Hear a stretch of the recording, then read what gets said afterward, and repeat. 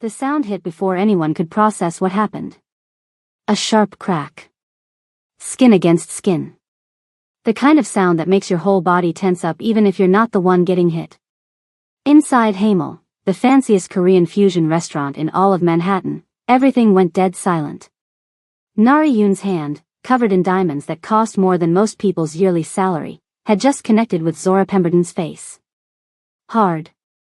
So hard that 3 waiters standing nearby actually flinched like they felt it too. The sound bounced off the imported marble walls. It slid across the hand-painted silk screens. It touched every single person in that room. And everybody froze. Forks stopped mid-air. Conversations died right in the middle of sentences. 50 of Manhattan's richest, most powerful people just sat there like somebody hit pause on a movie. All of it, because of 3 tiny drops of red wine. 3 drops of Chateau Margaux on Nari's $8,000 white Valentino blouse. That's it. 3 drops you could barely even see. But here's the thing nobody saw coming. Zora Pemberton didn't cry. She didn't scream. She didn't swing back. Instead, her right hand came up real slow. But not to touch her cheek where it was already burning hot and turning red. No.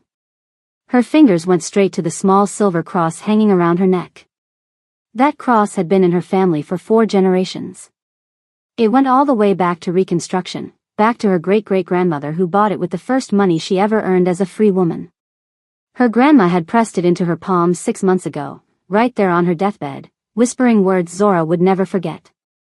Now Zora closed her eyes. Her lips moved just a little bit. Silent words. A silent prayer. 1 second. 2 seconds. 3. And when those dark brown eyes opened back up, what Nari Yoon saw looking back at her wasn't pain. Wasn't fear. Wasn't shame or humiliation. It was peace. Complete, total, unshakable peace. Are you finished? Zora asked. Her voice was quiet. Steady. Like nothing even happened. Over in the corner booth, surrounded by his men in expensive black suits, sat a man they called the Ghost. Kang Do-hyun hadn't shown real emotion in 8 years. Not once. His face was always the same, cold, blank, unreadable. But right now? Right now he set down his glass of soju. First time anybody could remember him doing that. He leaned forward in his seat. And the look in those steel gray eyes? His own people had never seen anything like it. Now look, I'm about to take you deep into this story.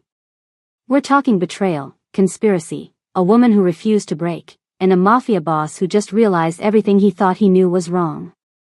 But real quick, if you're new here and you've been watching these stories without subscribing, I see you. And honestly, I'm not even mad. But if this story hits different, if you feel something in the next few minutes, do me a favor. Just one. Smash that subscribe button and let me know in the comments where you're watching from. Alright. Let me show you how we got here. Hamel wasn't just a restaurant. It was a whole other world. The place sat on the top floor of a building in Midtown Manhattan, and from the outside, you'd never even know it was there. No big signs. No flashy lights. Just a plain black door with a small gold symbol that most people walked right past without noticing. But behind that door? Pure luxury.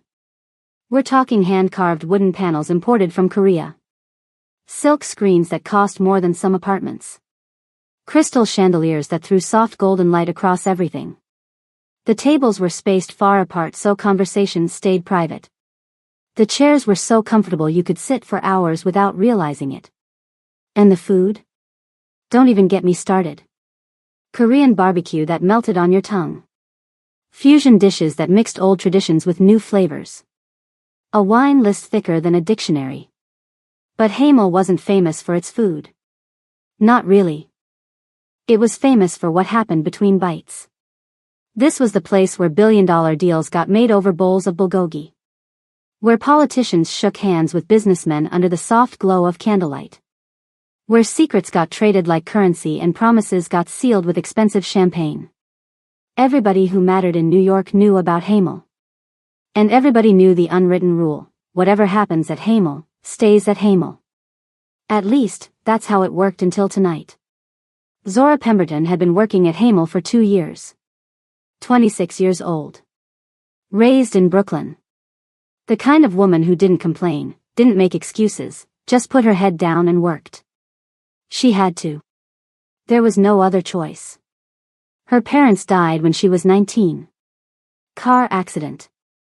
A truck ran a red light on a rainy Tuesday, and just like that, Zora's whole world fell apart. 1 minute she was a college freshman with dreams of becoming a teacher. The next minute she was standing in a funeral home trying to figure out how to pay for 2 caskets. Her grandmother stepped in. Took Zora and her little brother Kendrick under her wing. Raised them in a small apartment in Brooklyn with love and discipline and Sunday dinners that made everything feel okay, even when it wasn't. But 6 months ago, Grandma got sick. Cancer. The kind that moves fast and doesn't care about your plans. She died holding Zora's hand, that silver cross pressed between their palms. And she left behind $87,000 in medical debt. $87,000. The number haunted Zora every single night. She'd lay in bed doing the math over and over, trying to figure out how to make it work. Because it wasn't just the debt. There was Kendrick too. Her little brother was 14 now. Born deaf. Smart as a whip, funny as anybody you'd ever meet, but he needed special education. A school that could teach him properly. A school that cost $4,200 every single month. So Zora worked. Double shifts at Hamel. Sometimes 16 hours straight. She'd come home with her feet aching and her back screaming, grab 4 hours of sleep if she was lucky, then get up and do it all over again. She hadn't bought herself new shoes in 3 years.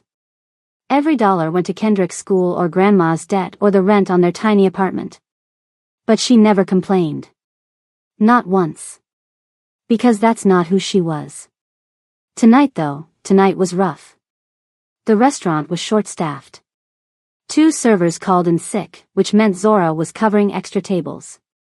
She was exhausted, running on 4 hours of sleep and 3 cups of coffee. Her feet hurt. Her head hurt. Everything hurt. But she kept moving. Kept smiling. Kept doing her job.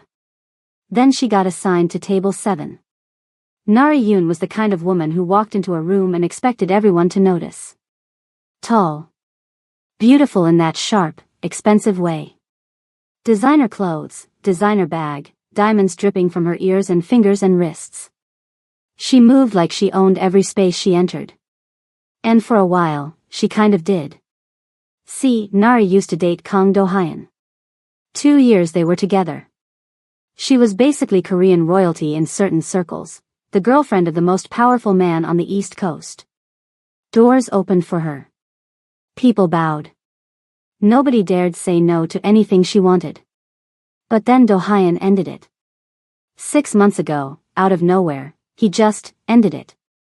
No real explanation. No second chances. Just done. Nari had been trying to claw her way back ever since. Showing up at his restaurants. His events. Anywhere he might be, hoping he'd change his mind.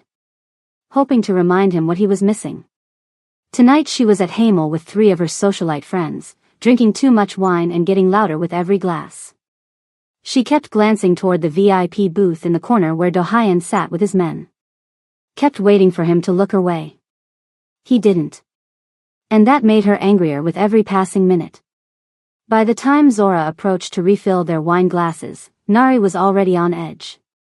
Already looking for somebody to take it out on. Zora didn't know any of this. She was just doing her job. She reached across the table with the bottle of Chateau Margaux. At the exact same moment, another server passed behind her, bumping her elbow slightly. 3 drops of red wine splashed out. Landed right on Nari's white blouse. Everything went crazy after that. Nari jumped up from her chair like she'd been burned. Her face twisted with rage. She started screaming, actually screaming, in the middle of this quiet, elegant restaurant. Are you kidding me? Are you kidding me right now? Zora's heart dropped. She immediately grabbed a napkin. I'm so sorry, ma'am. Let me help you clean. Don't touch me. Nari yanked away. Do you have any idea how much this blouse costs? Do you? It's Valentino. $8,000. And your clumsy, worthless self just ruined it. Everyone was staring now. The whole restaurant. Conversation stopped. Forks frozen in midair. Ma'am, I'm truly sorry. It was an accident. Please, let me. And that's when Nari's hand came up. Fast. Hard. The slap echoed through the entire room. Zora's head snapped to the side. Her cheek exploded with pain. She could taste a tiny bit of blood where she'd bit the inside of her lip. The room went dead silent. The head chef stood frozen behind the kitchen window, soup ladle dripping onto the floor without him even noticing. The sommelier held a $3,000 bottle of wine suspended in mid-air, not moving. At table 12, a group of businessmen paused their multi-million-dollar negotiation, expensive pens hovering over unsigned documents. Franklin Gaines, the 58-year-old restaurant manager with silver hair and tired eyes, gripped the host's stand so hard his knuckles turned white. In 22 years at Hamel, he'd never seen anything like this. And in the VIP booth in the corner, Kang Do-hyun sat perfectly still. His men around him held their breath, waiting to see what he'd do. But Zora didn't look at any of them. She just stood there for a moment. Her cheek burning. Her heart pounding. Every eye in the room locked on her. Waiting for her to cry. Waiting for her to run. Waiting for her to crumble. Instead, her hand went up to that silver cross. She closed her eyes. Said a silent prayer. 1 second. 2. 3.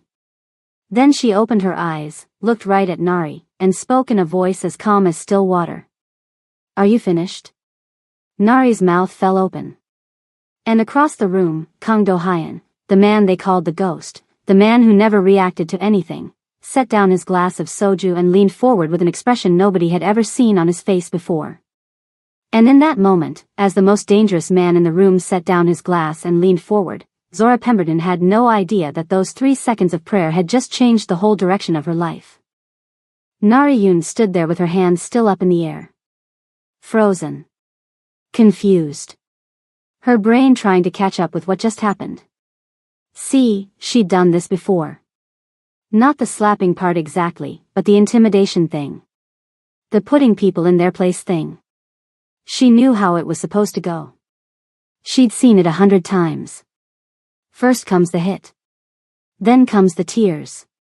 Then comes the begging, the apologizing, the desperate pleading for forgiveness. That's how it always worked. That's how the world worked when you had money and power and connections. But this waitress, this nobody in a cheap uniform with tired eyes, hadn't followed the script. She'd touched her necklace. She'd closed her eyes. She'd prayed, for God's sake. And then she'd looked right at Nari and asked, calm as anything, are you finished? Like Nari was a child throwing a tantrum. Like that slap meant nothing. Something twisted in Nari's chest. Embarrassment. Confusion. And underneath it all, a rage so hot it made her vision blur. Her hand came up again, ready to swing. That's when she heard the footsteps.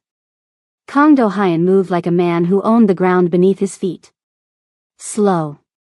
Deliberate. Each step hitting the marble floor like a drumbeat. Like a warning. The whole restaurant tracked him with their eyes, even though everybody pretended they weren't looking. The businessmen at table 12 suddenly found their plates real interesting. A woman near the window studied her wine glass like it held the secrets of the universe. The servers along the wall pressed themselves back, trying to disappear. From the shadows near the entrance, a man emerged. Taemin. Do-hyun's bodyguard. Tall, built like a fighter, with eyes that missed nothing. He moved when Do-hyun moved, staying a few steps behind, ready for whatever came next. Nari watched Do-hyun approach, and for just a second, her heart jumped.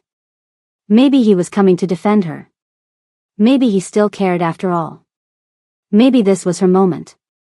She dropped her hand. Fixed her face into something softer. Let her eyes go wide and wounded. But Do-hyun walked right past her. He stopped between her and Zora, his back to the waitress, his eyes locked on Nari. And what Nari saw in those steel-gray eyes made her blood run cold. Nothing. Absolutely nothing. No warmth, no affection, no memory of what they used to be. Just ice. Do-hyun, Nari started, reaching for his arm. Baby, I don't. One word. Quiet. But it cut through the air like a blade. Nari's hand stopped mid-reach. You struck a woman, Do-hyun said. His voice was low, barely above a whisper, but somehow it carried through the whole room. In my restaurant. In front of my guests. Over wine. She ruined my blouse. Nari's voice came out higher than she meant it to. Desperate. This is Valentino, Do-hyun. $8,000. And this clumsy little. I don't care about your blouse. Nari blinked. What?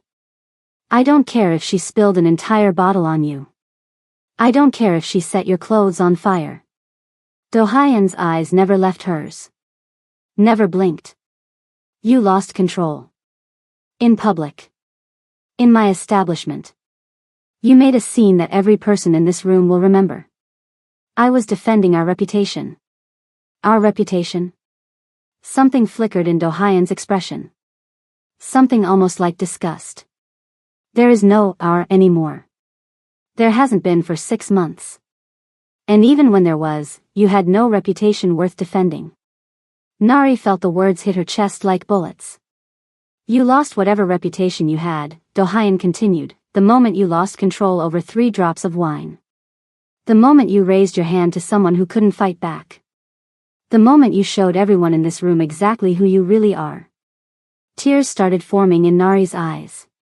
Real ones this time, not the fake kind she usually used to get her way. Do-hyun, please. I made a mistake. I was upset.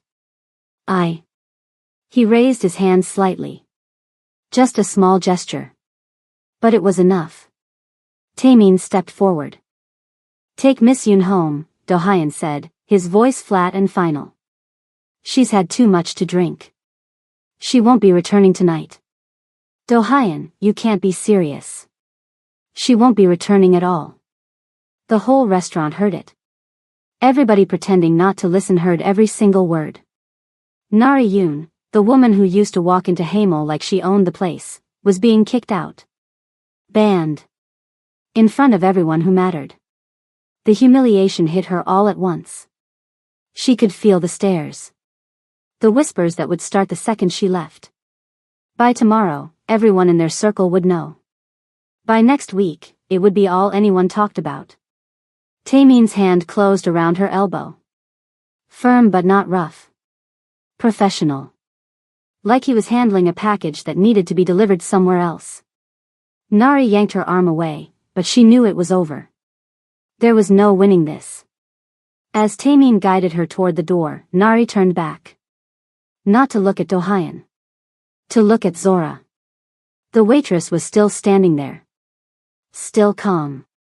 Still holding that stupid silver cross like it was some kind of shield. Nari's eyes narrowed. Her lips barely moved as she spoke, but Zora heard every word. This isn't over. Then she was gone, disappearing through the restaurant door with Taemin right behind her.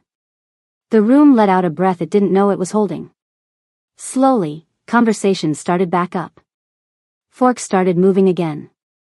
The restaurant tried to pretend everything was normal, even though nothing would ever be normal again. But Zora didn't move. Because Kang Do-hyun had finally turned around. He looked at her. Really looked at her. Took in the bruise already blooming purple on her cheek. The slight swelling near her eye. Her hand, still resting on that silver cross. And her face, completely dry. Not a single tear. Most people couldn't hold Do-hyun's gaze for more than a few seconds. Something about those eyes made you want to look away. Made you feel like he could see straight through you.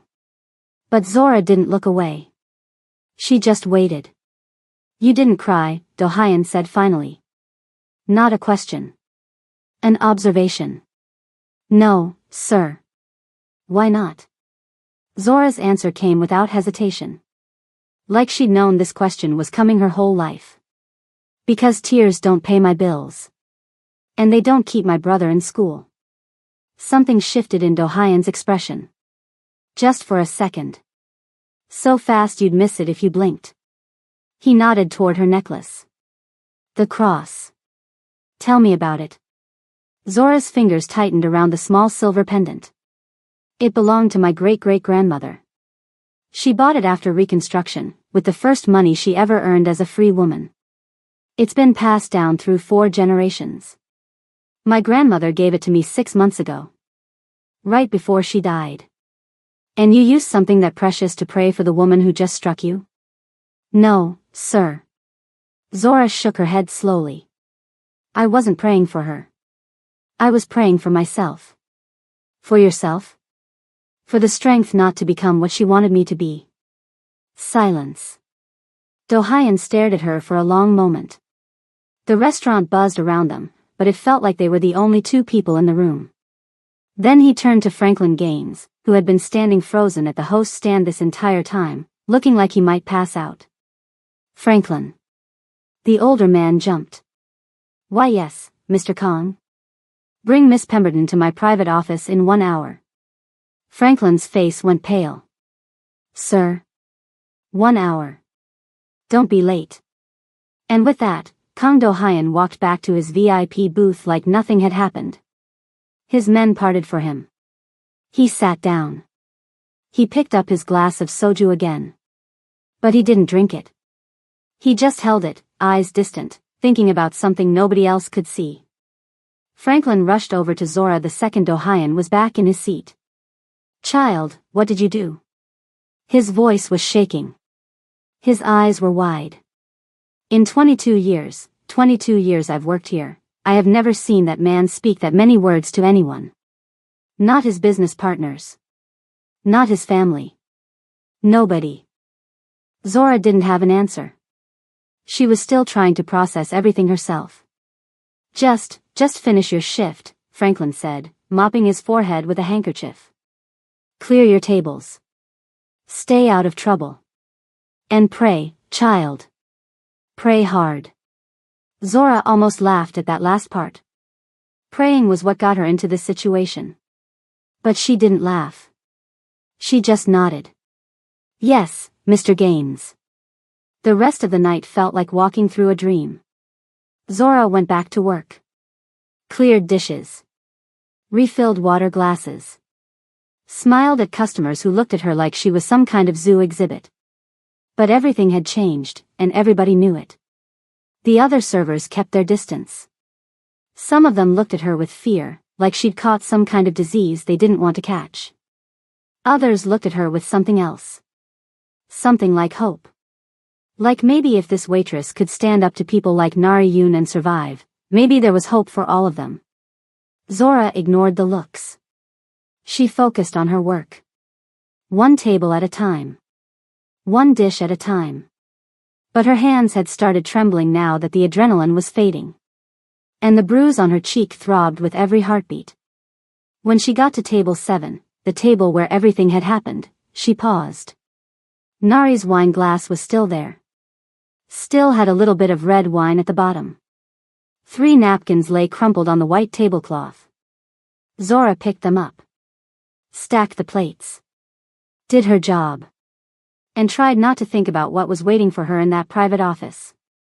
Across town, in a penthouse apartment with floor-to-ceiling windows overlooking Central Park, Nari-yoon was already making phone calls. Her mascara was ruined. Her hands were shaking. But her voice was steady. I need to meet with you, she said into the phone. Tonight.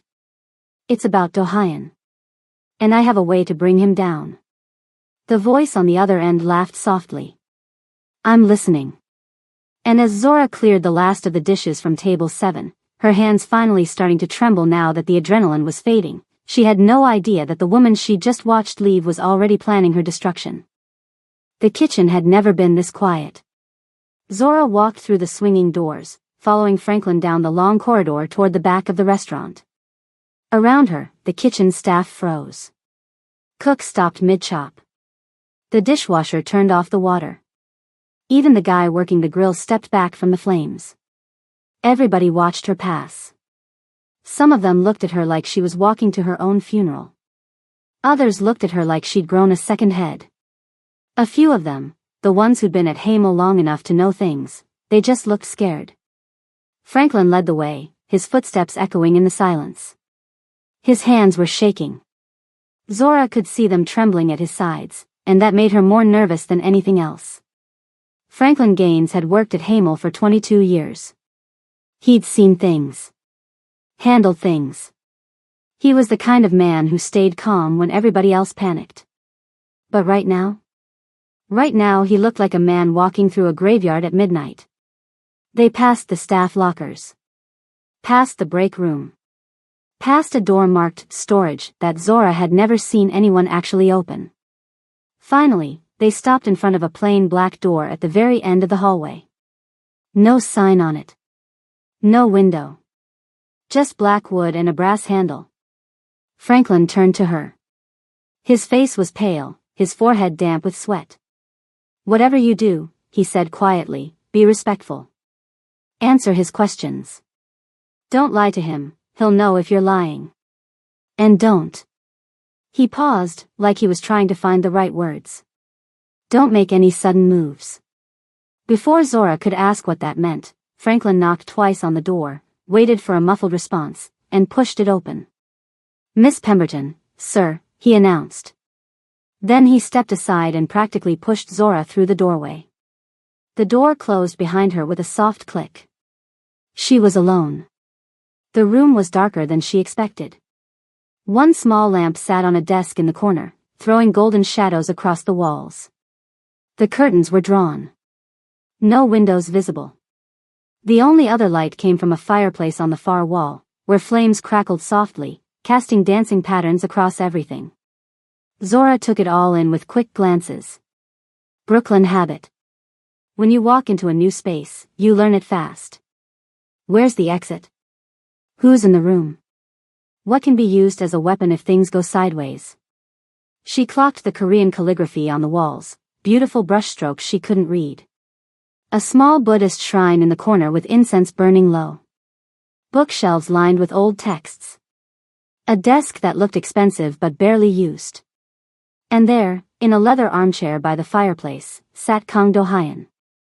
He wasn't behind the desk like a boss doing an interview. He was relaxed, or as relaxed as a man like him probably got. Legs crossed. One hand resting on the armchair. The firelight playing across his face, making his features look sharper. More dangerous. A second chair sat across from him. Empty. Waiting.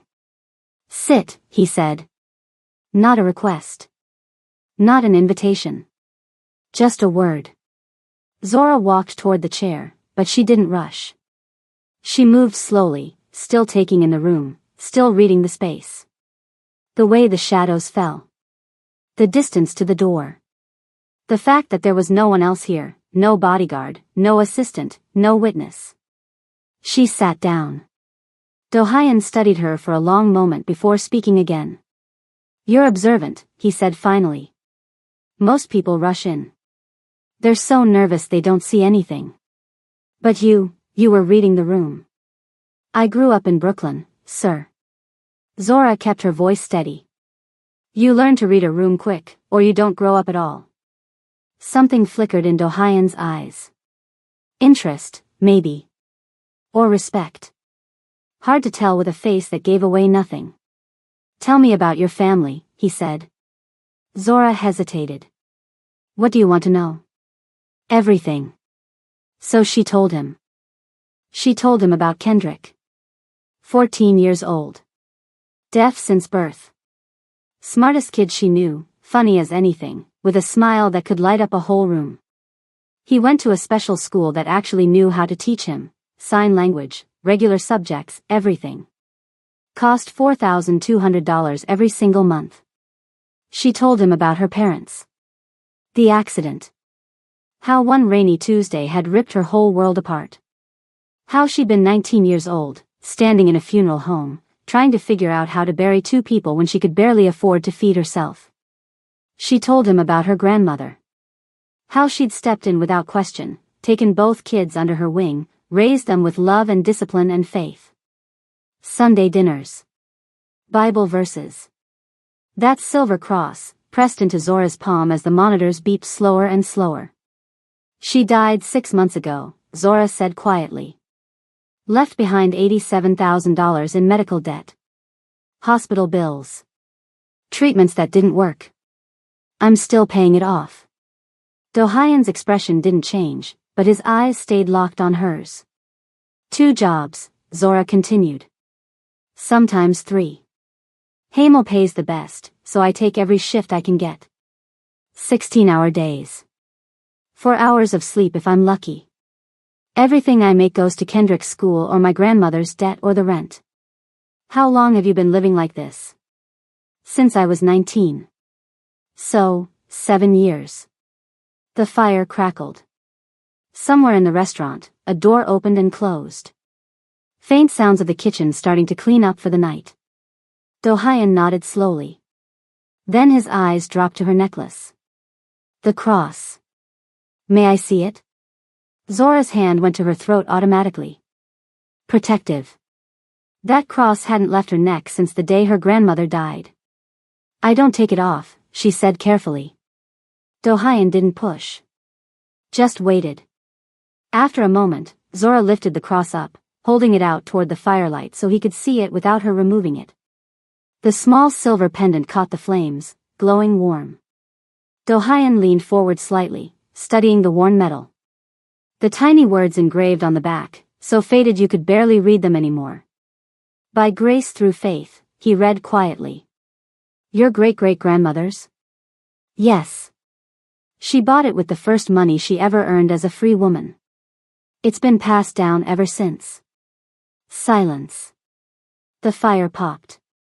A log shifted. The shadows danced. When Do-hyun spoke again, his voice was softer than before. Still controlled, still distant, but different somehow. My grandmother had something similar, he said. A jade pendant. Green, like the mountains where she grew up in Korea. She said it contained our family's honor. She wore it every day until she died. Zora didn't know what to say to that. So she said nothing. For a long moment, they just sat there. 2 people from completely different worlds, connected by grandmothers and heirlooms and grief. Then Do-hyun straightened up, and his voice returned to business. Your salary triples starting tonight. Zora blinked. I'm sorry. You heard me. Triple. Whatever you're making now, multiply it by 3. That's your new wage. Sir, I don't. I'm not finished. Do-hyun held up a hand. From now on, no one in this restaurant touches you. No one speaks to you disrespectfully. No one makes your job harder than it needs to be. If anyone gives you trouble, staff, customers, anyone, you report it to Franklin. And Franklin reports to me. Zora's mind was spinning. This didn't make sense. None of this made sense. Why? The word came out before she could stop it. Plain. Direct. Most people didn't ask Kang Do-hyun questions like that. Most people just said thank you and bowed and got the hell out. But Zora wasn't most people. Do-hyun studied her for a moment. Then, surprisingly, he answered. Because I'm curious, he said simply. About someone who can take a blow like that and not break. About someone who prays for herself instead of crying. About someone who can look at me right now, knowing exactly who I am and what I'm capable of, and still ask me why. He gestured toward the door. Go back to work. Finish your shift. Your new salary starts immediately. Zora stood slowly. Her legs felt unsteady, like she'd just stepped off a boat. But she made her way toward the door, trying to process everything that had just happened. Her hand was on the doorknob when Do-hyun spoke again. "Miss Pemberton." She turned back. He was still sitting in that armchair, firelight dancing across his face, eyes reflecting the flames. "The woman who hit you tonight, she wasn't always like that.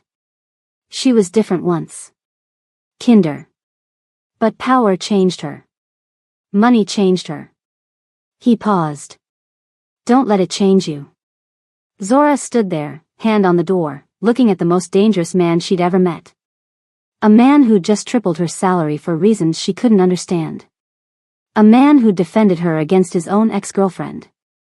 A man who had a Buddhist shrine in his office and memories of his grandmother's jade pendant. "With all respect, sir," she said quietly, "I've never had power or money. So I guess we'll never find out." She opened the door and stepped through. Behind her, she could have sworn she heard something. A small sound. Quick and soft. Almost like a laugh. The rest of the night passed in a blur. Zora finished her shift on autopilot. Cleared tables. Took payments. Said goodnight to coworkers who looked at her like she'd just returned from the moon. Franklin found her as she was clocking out. "Well?" he asked, voice tight with anxiety. "What happened? What did he say?" "He tripled my salary," Zora said, still not quite believing the words coming out of her own mouth. "And told me nobody's allowed to bother me anymore." Franklin's jaw dropped. He stood there for a full 10 seconds, just staring. "In 22 years. He muttered, shaking his head. 22 years. He didn't finish the sentence. He didn't need to. At 2 a.m., Zora descended into the subway. The platform was mostly empty. Just a few late-night travelers and a homeless man sleeping on a bench. The fluorescent lights buzzed overhead, casting everything in that harsh white glow that made everyone look tired. Zora leaned against a pillar, waiting for her train. Triple salary. Protection. Why? She replayed the conversation in her head. Tried to find the catch. The trick. The angle. Because there was always an angle. Nobody gave you something for nothing.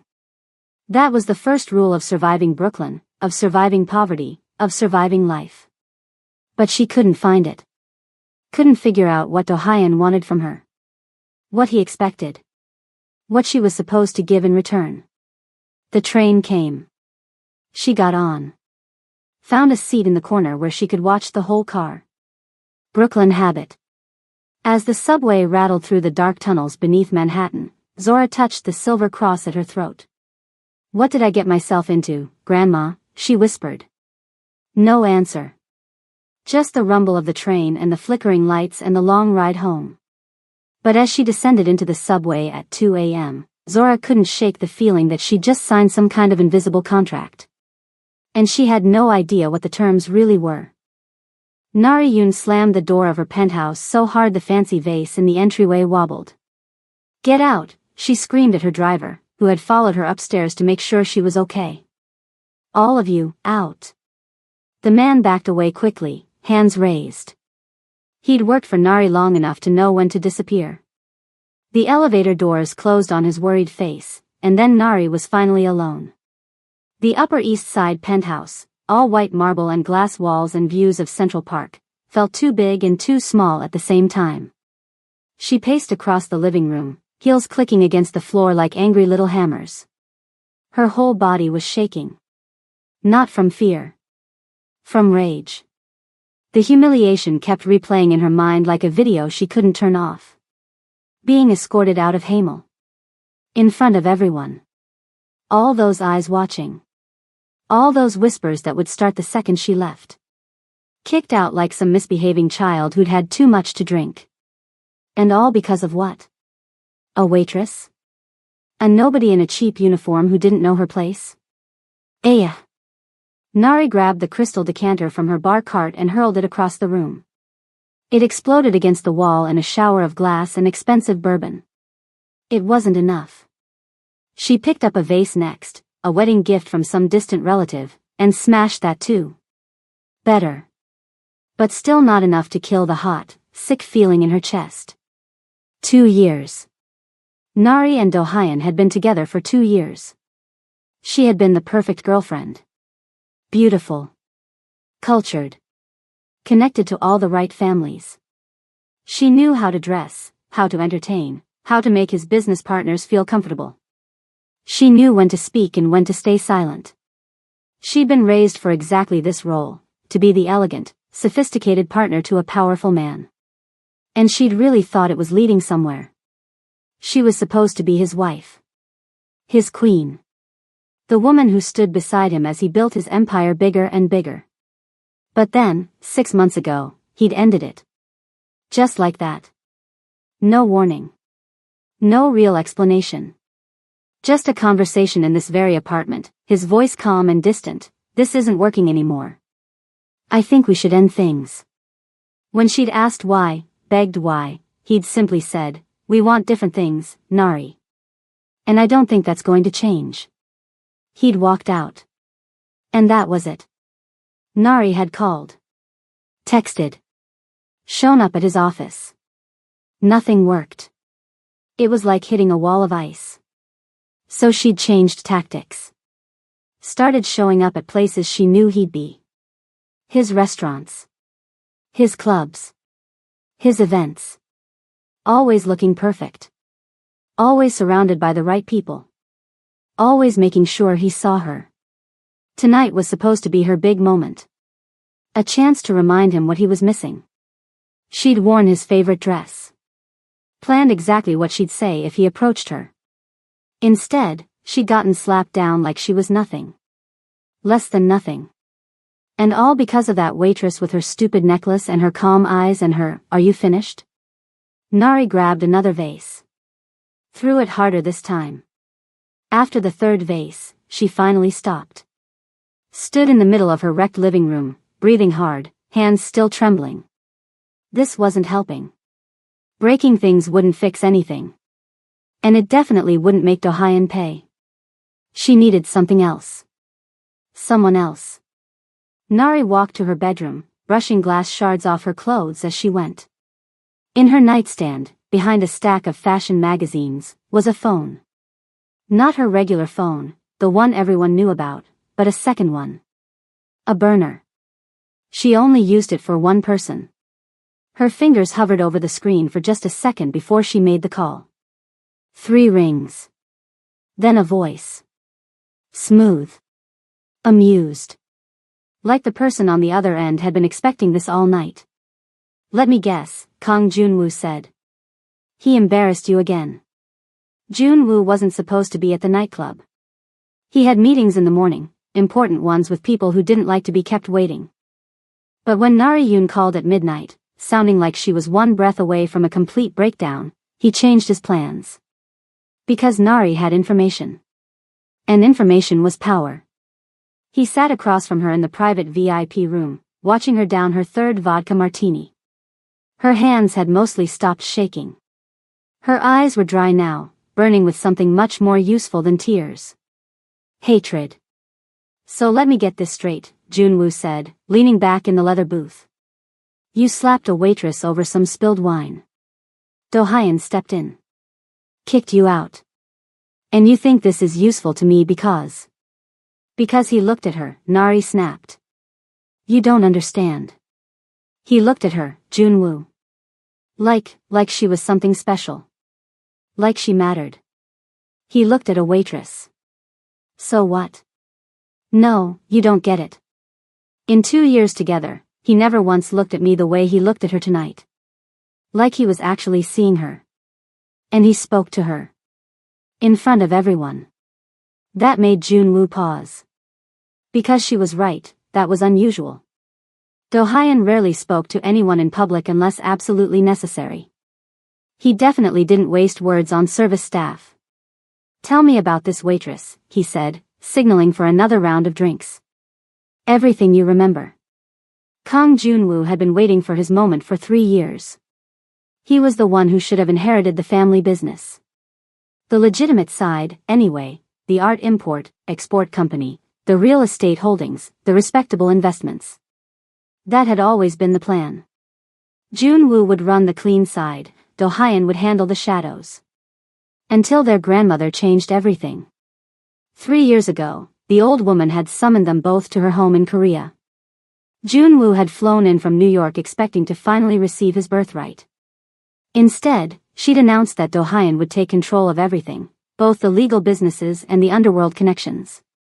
Her explanation was simple: he has steel in his soul. You do not. 3 generations of family business, gone in one sentence. Handed to his cousin, a man who barely spoke, who lived in the shadows, who didn't even want the respectable side of things. Junwoo had smiled. Bowed. Wished his cousin well. And then he'd started planning. For 3 years, he'd been building his own connections.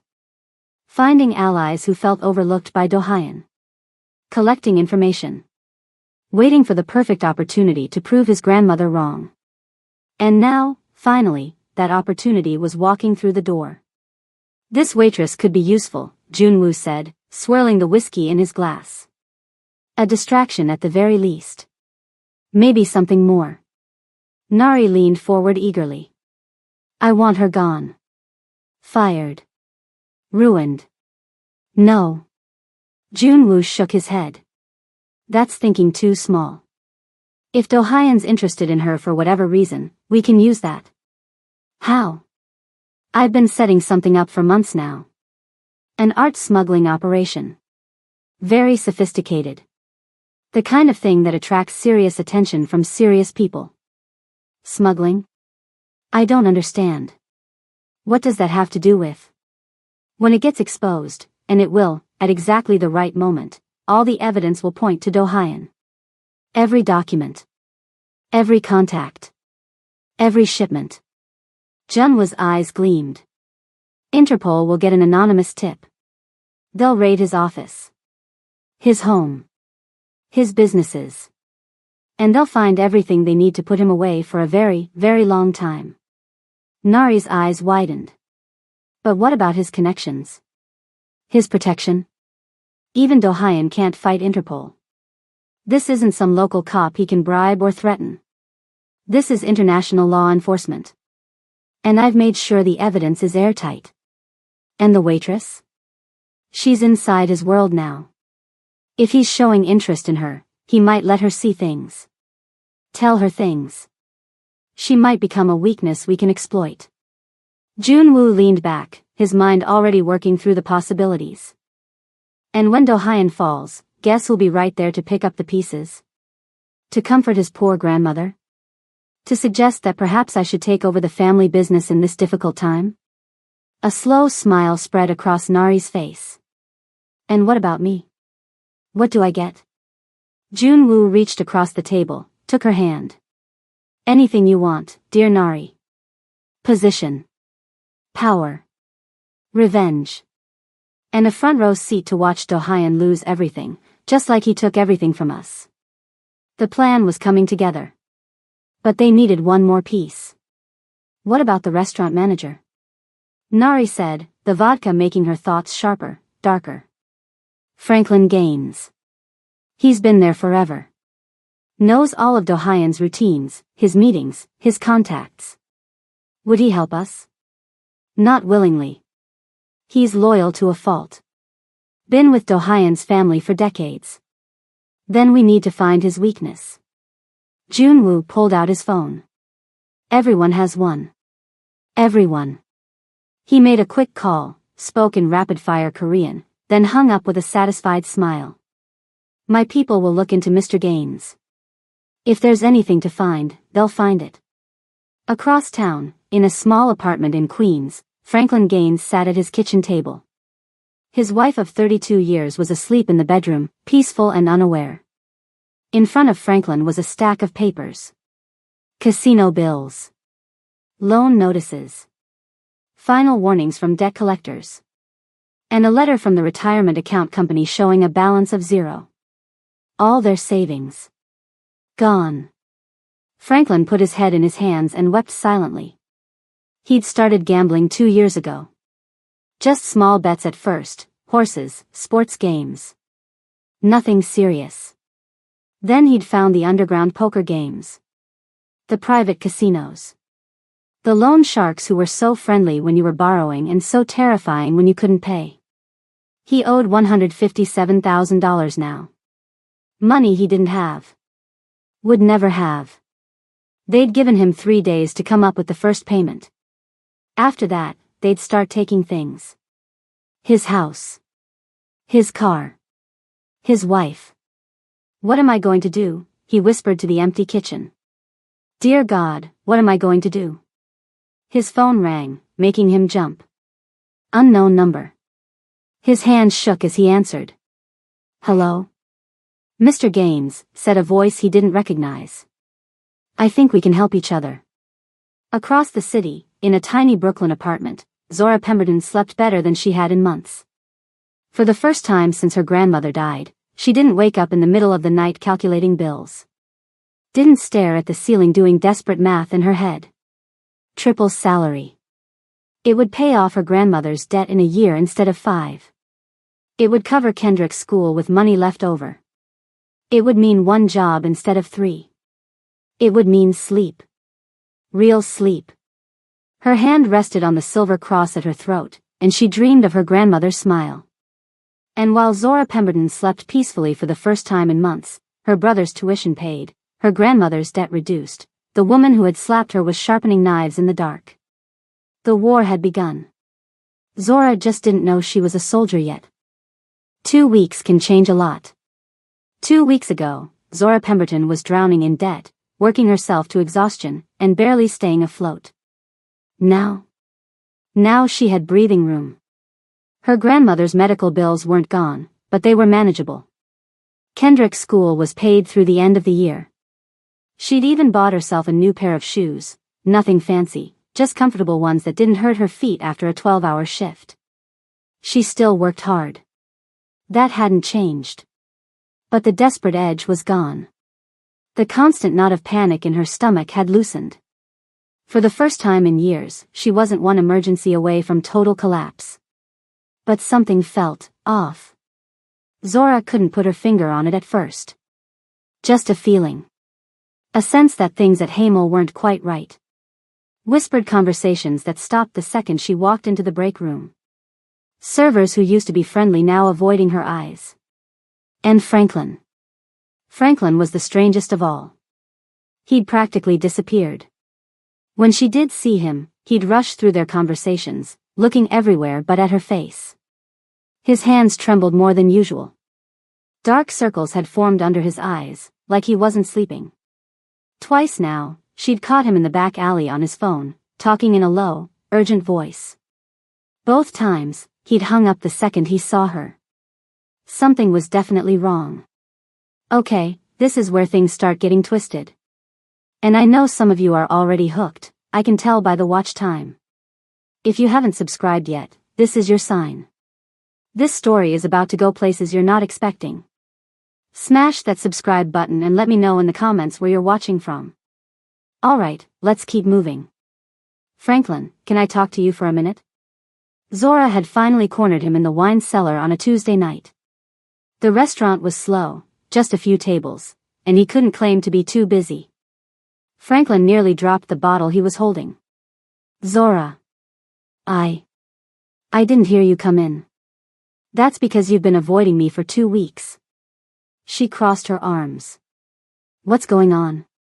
Nothing's going on. I'm just busy. End of the quarter, you know how it gets. His eyes were everywhere but on her face. Left, right, up at the ceiling, down at the floor. Classic signs of lying.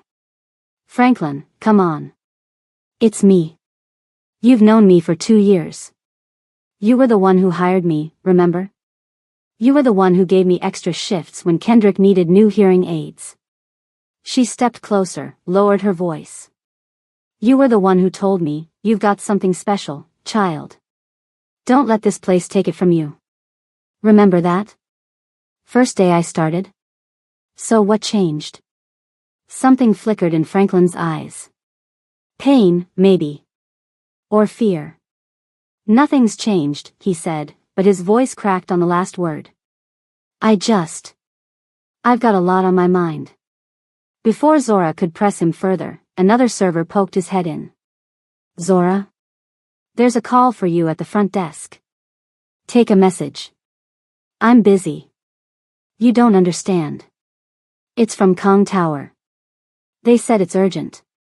Zora and Franklin looked at each other. His face had gone pale. We'll finish this later, she said, but Franklin was already pushing past her, muttering something about inventory counts. The call was short. Just a woman's voice, crisp and professional. Miss Pemberton, your presence is requested at Kong Tower tomorrow at 11 a.m. A car will pick you up at your apartment. Mr. Kong doesn't like to be kept waiting. That was it. No explanation. No room for questions. Zora hung up the phone, feeling like she'd just been summoned by royalty. In a way, she had. Kong Tower stood in the heart of Midtown Manhattan, a gleaming spire of glass and steel that rose 68 stories above the city. Unlike Hamel, hidden behind an unmarked door, Kong Tower announced itself boldly. The company name was displayed in elegant silver letters across the lobby entrance, Kong Industries. The legitimate side of Do-Hyen's empire. Art imports and exports. Real estate. Investments. All perfectly legal, at least on paper. The car dropped Zora at the private entrance, where a security guard was waiting for her. He didn't smile. Didn't speak. Just escorted her to an elevator that required a keycard to operate. Top floor, he said, swiping the card. He's expecting you. The elevator shot upward so fast her ears popped. When the doors opened, she stepped into a world completely different from the dark, intimate space of Hamel. Do-Hyen's corporate office was all light and air. Floor-to-ceiling windows offered a panoramic view of Manhattan. Modern art hung on walls painted pristine white. Everything was sleek, minimalist, expensive in the most understated way possible. A woman at a glass desk looked up as Zora approached. Miss Pemberton. Mr. Kong is ready for you. Zora followed her down a hallway, suddenly conscious of her simple dress and worn bag. She hadn't known what to wear to meet a billionaire at his office, so she'd chosen her best dress, navy blue, modest, the one she saved for special occasions. But surrounded by all this glass and steel and perfection, she felt painfully out of place. The woman opened a door at the end of the hall and gestured for Zora to enter. Do-Hyen was standing at the window, hands clasped behind his back, looking out over the city like a king surveying his kingdom. He didn't turn when she entered. Miss Pemberton, he said. Thank you for coming. Did I have a choice? The words came out before she could stop them. Now he did turn, and for a split second, Zora could have sworn she saw amusement flicker across his face. But it was gone so fast she might have imagined it. Please, sit. He gestured to a chair in front of his desk. This office was different from the private room at Hamel. Brighter. More open. But Do-Hyen himself was unchanged, still controlled, still watchful, still giving away nothing in his expression. He sat across from her, hands folded on the polished surface of his desk. You've been at Hamel for 3 weeks since our last conversation, he said. You're observant. Tell me what you've seen. Zora hesitated. Was this a test? It felt like a test. Everything, sir. Or something specific? Everything. She took a deep breath and decided to be honest. Brooklyn had taught her that when you're in deep water, the truth is usually the only thing that keeps you afloat. Something's wrong with Franklin, she said. He's scared of something. Or someone. He makes phone calls in the back alley when he thinks nobody's watching. His hands shake all the time now. He can't look me in the eye. Do-Hyen's expression didn't change, but he leaned forward slightly. What else? The staff is different around me. Some treat me better now, I guess they heard about my raise. Others avoid me completely. Like I've got some kind of disease they don't want to catch. And the guests? Most are the same. They don't really see servers, we're just hands that bring food, faces they forget as soon as they leave. But... She paused, thinking about how to phrase this next part. But? Do-Hyen prompted. There are a few who look at me too long. Like they're trying to memorize my face. 3 men in particular. They've come in twice now, always sitting at table 15, always when my shift is ending. Something flickered in Do-hyun's eyes. Interest, maybe. Or concern. Would you recognize these men if you saw them again? Yes. Definitely. Do-hyun nodded slowly, as if she'd confirmed something he already suspected. You notice things, Miss Pemberton. Most people don't. They move through life with their eyes half closed, seeing only what they expect to see. He stood, walked to a cabinet on the far wall, and returned with a folder. I have an offer for you. Zora stared at him. An offer? I'm expanding the legitimate side of my business. The art world, specifically. It's a delicate space, full of wealthy clients, complex relationships, and valuable merchandise. He opened the folder, revealing photographs of art galleries, auction houses, and people in expensive clothes holding champagne glasses. I need someone who can move between worlds.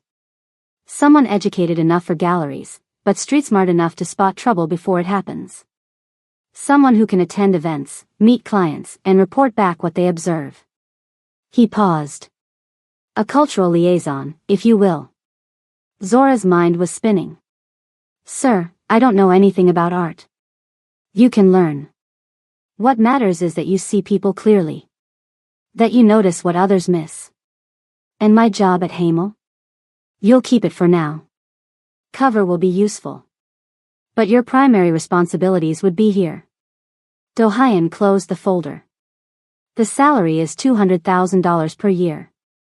Plus full sponsorship of your brother's education, not just his current school, but college too, when the time comes. Zora felt like someone had just punched her in the chest. $200,000. A year. That was more money than she'd ever imagined earning. It would clear her grandmother's debt in months, not years. It would mean a better apartment. Better opportunities for Kendrick. It would change everything. But there had to be a catch. There was always a catch. Why me? She asked, voice steadier than she felt. You have people who've been with you for years. People who are trained for this sort of thing. Exactly. Do-hyun's eyes never left hers. They've been with me for years. Everyone knows their faces. No one knows yours. He paused. And more importantly, I watched you take a blow without breaking. That tells me more than any resume could. Zora sat with that for a moment, turning it over in her mind. I need to think about it, she said finally. Do-hyun's eyebrows rose slightly. Clearly, that wasn't the response he was used to getting. Most people don't ask for time, he said. They just say yes. Most people haven't learned what I've learned, sir. Zora met his gaze steadily. Nothing free is ever really free. For a moment, they just looked at each other across the desk. Then Do-hyun nodded. You have until tomorrow, he said. The car will pick you up at 9 a.m. for your answer. On the subway home, Zora couldn't stop thinking about the offer. $200,000. Kendrick's education guaranteed. A whole new world opening up. It could change everything. But what would she be getting herself into? What would Do-hyun really expect from her? And why her? Why now? The question spun in her head as the train rumbled through dark tunnels. She touched the silver cross at her throat, closed her eyes, and whispered a prayer for guidance, just like her grandmother had taught her. When she opened her eyes, an older woman across the aisle was watching her with a gentle smile. That's a beautiful cross, the woman said. Thank you. It was my great-great-grandmother's. Must be special, to have lasted so long in the family. Zora nodded. She bought it with the first money she ever earned as a free woman. The woman's smile deepened. Then I'd say it knows something about making hard choices for the right reasons. The train stopped at Zora's station. As she stood to leave, the woman added. Trust your gut, honey. It knows the answer even when your head is still asking questions. Zora stepped off the train into the Brooklyn night, those words echoing in her mind. She touched the silver cross at her throat, whispered a prayer for guidance, and stepped off the train into the Brooklyn night. By the time she reached her building, she knew her answer. She just wasn't ready to admit why. The car arrived at exactly 9 a.m. Sleek black sedan. Tinted windows. Driver in a suit who didn't smile when he opened the door. "Good morning, Miss Pemberton." Zora had been ready since 7. She'd barely slept, going over and over the decision in her mind. By sunrise, she'd made up her mind. Made sure Kendrick got off to school with a packed lunch and extra money for the field trip he'd been excited about for weeks. Now she slid into the back seat, smoothing down the nicest dress she owned. Still not fancy enough for Kong Tower, but it was what she had. The ride to Midtown was quiet. She watched the streets change as they drove, from the familiar brick buildings of her Brooklyn neighborhood to the gleaming skyscrapers of Manhattan. 2 different worlds. And somehow she was about to have a foot in both. When she walked into Dohayan's office, he was already waiting. Standing at the window like before, hands behind his back, looking out at his city. "Have you decided?" he asked without turning. "Yes." Zora set her bag down. "But I have conditions." Now Dohayan did turn. His eyebrow raised slightly, the most expression she'd ever seen on his face. People didn't give Kong Dohayan conditions. They just took what he offered and said thank you. "Go on. Kendrick's school is non-negotiable. If something happens to me, anything, he stays protected. His education is covered through college, no matter what." Dohayan studied her face. "Agreed. And I want to understand what I'm walking into. No lies." A strange look passed across Dohayan's face, almost like amusement, but colder. "I don't lie, Miss Pemberton. I simply don't always tell the whole truth." "That's the same thing." "No. It's not. You'll learn the difference." He extended his hand across the desk. Zora hesitated for just a second, then reached out and shook it. His grip was firm. His hand was warm. Just like that, her life changed again. Again. Tamin's voice was flat. Emotionless. He stood in the center of a training room in the basement of Kong Tower, arms crossed, watching Zora with eyes that missed nothing. "I already did it twice," she said, trying to keep the frustration out of her voice. Again, Tamin repeated. "This time, tell me how many exits, how many potential weapons, and which person is carrying a gun." Zora sighed and turned to face the wall of photos. Restaurant interiors. Gallery openings. Hotel lobbies. Crowded events full of rich people in fancy clothes. First photo. The restaurant has 3 exits, front door, kitchen, and what looks like a service entrance in the back corner.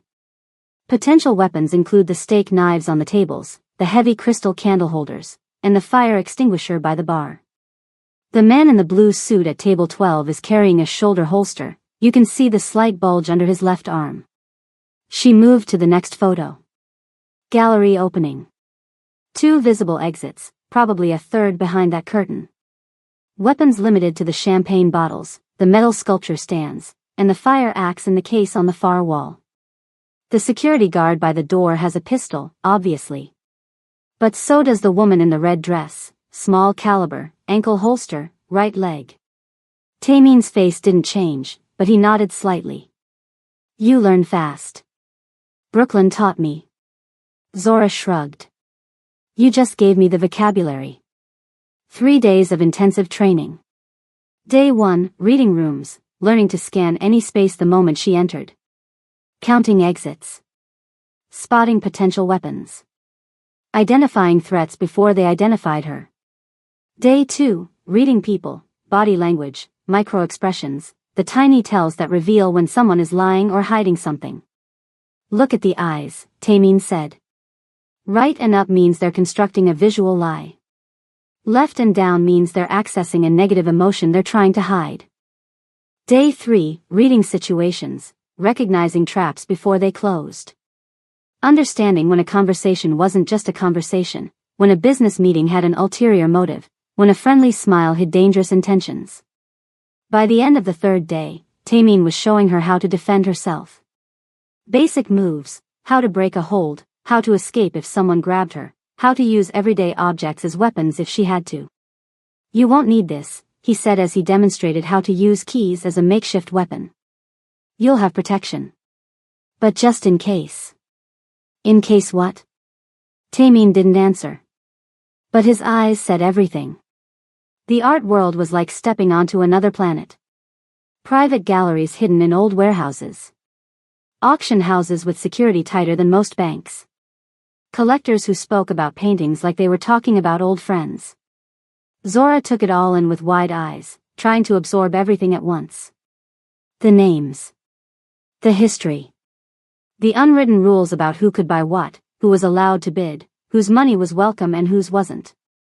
The art itself doesn't matter as much as the people who want it, Do-hyun explained as they walked through a gallery after hours, just the two of them and the nervous owner who kept wringing his hands. It's about who's buying, who's selling, who's desperate, who's showing off. Zora nodded, memorizing faces in the photographs the gallery owner showed them. Collectors. Dealers. Competitors. It was its own language, and surprisingly, she was becoming fluent. She could name a painter by their brushstrokes now. Could tell the difference between a real antiquity and a clever fake. Could spot which clients were actually interested in the art and which ones were just using it to launder money or impress their friends. You have a good eye, Do-hyun said after one meeting, when she correctly identified a forged signature on a supposedly rare print. Most people wouldn't have caught that. Coming from him, it felt like the highest praise possible. While Zora was learning to navigate the complex waters of the art world, Kendrick was thriving. With the financial pressure lifted, his school life had completely changed. He didn't have to worry about whether his sister could afford the class trip or the new textbooks or the special programs anymore. For the first time, he could just be a kid. He was making friends. Real friends. Kids who were learning sign language just to talk to him. During their video calls, his hands would fly as he signed about his day, his face lit up with a joy Zora hadn't seen in years. Something's different about you, he signed one night. You're not tired anymore. Zora smiled, her hands moving in response. I found something, Kenny. I don't know what yet. But it feels like hope. She didn't tell him exactly what she was doing. Just that she had a new job. A better one. That things were going to be easier now. The less he knew about Kang Do-hyun, the better. But amid all the changes, Zora hadn't forgotten about Franklin. She still worked at Hamel 3 nights a week, cover, as Do-hyun called it. A way to maintain her old life while building her new one. And Franklin was still acting strange. Worse, even. The shaking in his hands had gotten so bad he dropped a tray of glasses last week. His face was gray with exhaustion. He flinched at small noises, like a man expecting a blow. Zora started watching him more carefully. Staying later after her shift.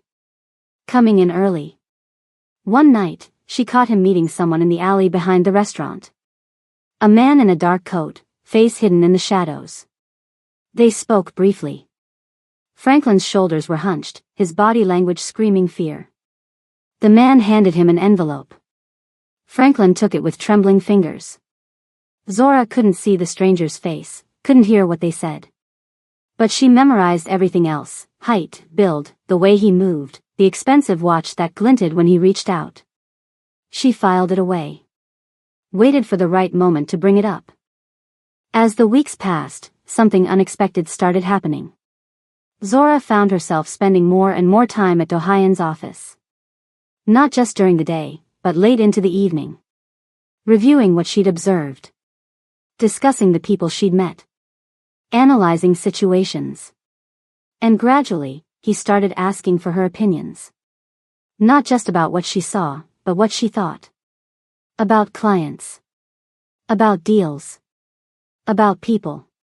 She answered honestly. Sometimes too honestly. That collector you're meeting tomorrow, she said one night, going over files in his office while rain streaked the windows. He's lying about the provenance of those Korean ceramics. His eyes go up and right every time he talks about where he got them. Classic tell. Do-hyun studied her across the desk. You're sure? Yes. And he keeps touching his collar when you ask direct questions. Another sign. The next day, Do-hyun cancelled the meeting. 3 days later, Taemin informed her they discovered the ceramics were looted from a small museum outside Seoul. The collector had been trying to use Kong Industries to legitimize stolen goods. You were right, Do-hyun said when she arrived that evening. He didn't elaborate. He didn't need to. But something had shifted between them. A layer of ice had melted. Not completely, Do-hyun was still Do-hyun, remote and controlled and impossible to truly read. But he was listening to her now. Really listening. Across town, in a darkened apartment, 3 people gathered around surveillance photos spread across a table. She's with him almost every day now, Nari said, tapping a picture of Zora entering Kong Tower. What is he thinking? She's nobody. A waitress. She's more than that now, Jun-woo replied, studying the images. He's bringing her to meetings. Introducing her to people. She's becoming visible. And vulnerable, the third person added, sliding forward a folder. Which means it's time. The plan was taking shape. The pieces moving into position. Zora didn't know it yet, but she was being woven into a web far larger than restaurant drama and art deals. She was becoming a piece on a chessboard, and the other players were about to make their move. Franklin left Hamel at exactly 1:37 a.m. He always stayed late on Thursdays, counting inventory, doing paperwork, making sure everything was perfect for the weekend rush. But tonight he was acting strange. More nervous than usual. Checking his watch every few minutes. Jumping at small noises. Zora was supposed to be gone by midnight. Her shift had ended at 11:30. But she'd told the other servers she wanted to deep clean her section, then slipped into the break room to wait. Something wasn't right. And tonight she was going to find out what. When Franklin finally left, locking the restaurant door behind him, Zora gave him a 30-second head start. Then she followed. He didn't take his usual route home. Instead of walking toward the subway that would take him to Queens, he headed deeper into the industrial section of the neighborhood. Past closed warehouses. Through narrow alleys between abandoned buildings. Zora stayed about half a block behind, keeping to the shadows like Taemin had taught her. Step quietly. Pause when he pauses. Use parked cars and doorways for cover. Don't stare directly at your target, your eyes catch light, even in the dark. Franklin didn't look back once. He was too focused on wherever he was going, too wrapped up in his own thoughts to notice the shadow sliding along behind him.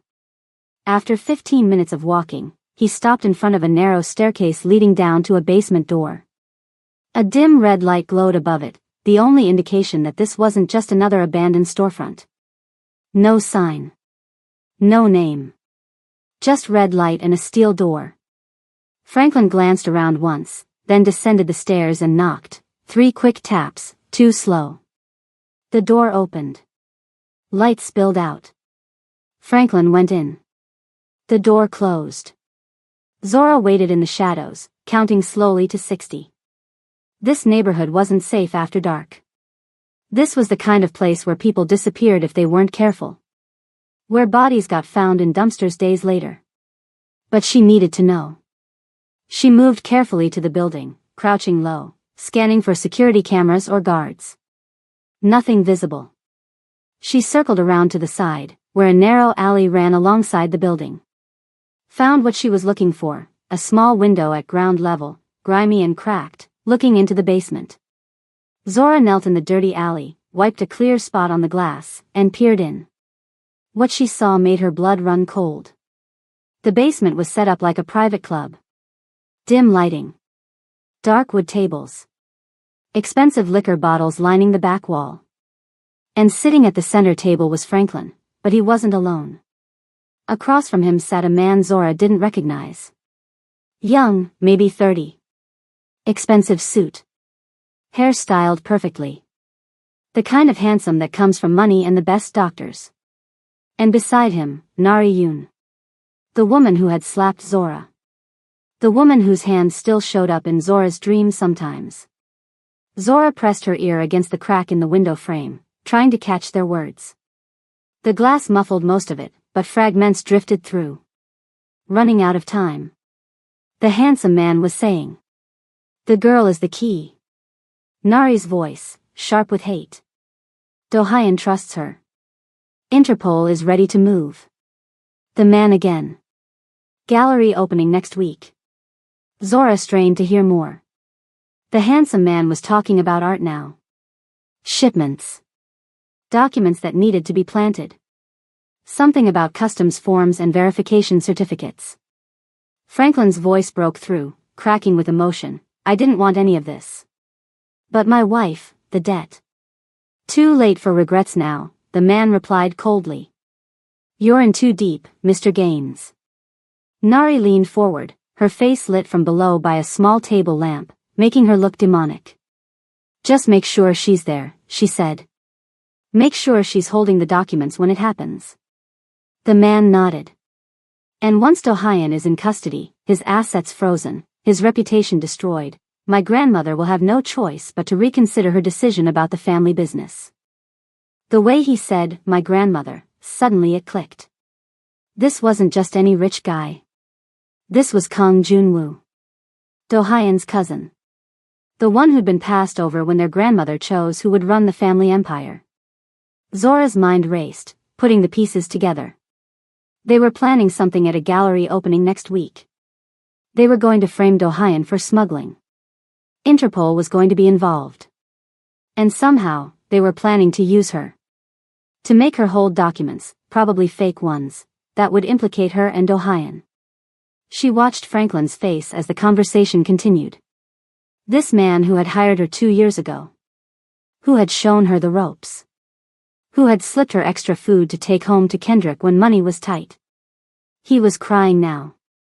Silent tears streaming down his face as he nodded along to whatever Junwoo was saying. He was trapped. Gambling debt. Threats against his wife. Desperate people do desperate things. Zora knew that better than most. She felt anger bubbling up inside her, but also recognition. How many times had she almost crossed lines for Kendrick? How far would she go to protect her brother if someone threatened him? A noise from the street made her duck lower. A man in a suit, security, had to be, walked past the alley, scanning the darkness. Zora pressed herself against the wall, barely breathing. He paused at the mouth of the alley. Lit a cigarette. The flame briefly illuminated his face, hard eyes, scar across one cheek.